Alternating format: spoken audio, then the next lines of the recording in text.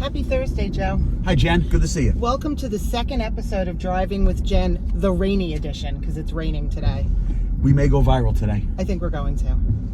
So I just hope corporate thinks that, or I should say worldwide headquarters thinks that we actually work and don't just drive in my car every day. We've been here for 50 years combined. I think we're okay. I think so. All right, so what are we going to talk about today?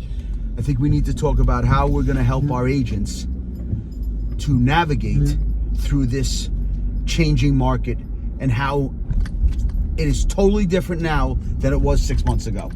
That's a great topic.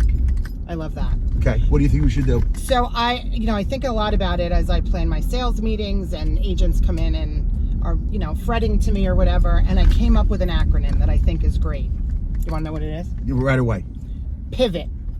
Okay? I love that word, by the way. Pivot. Great word. Great word. So the P stands for, what do you think? What do you think the P stands for? Patience. Bingo. Patience. It is so important to be patient in this market because it is changing and buyers and sellers need to be re-educated, and buyers and sellers can tell if you've lost your patience. They don't want to work with somebody who doesn't have patience. Great point. What do you think the I is for? You tell me. Integrity. Well, big one. At all times, right, you have to maintain your integrity. Most importantly, in this business where you're helping people with the largest purchase or sale of their life. Don't you agree? When you want to retain referrals in the future, you have to keep your integrity through the current transaction that you're in right now. Absolutely. V is for value. At Weicker, we talk a lot about value added and what's our value to our clients. We need to always be showing our value, what differentiates us from our competitors. So important. Agreed. What do you think O's for? You're good at this. You're good at the Organizing. Exactly. You are a good organizer, by the way. Thank you. Very nice of you to say after 8 years together. It's important to be organized always, right?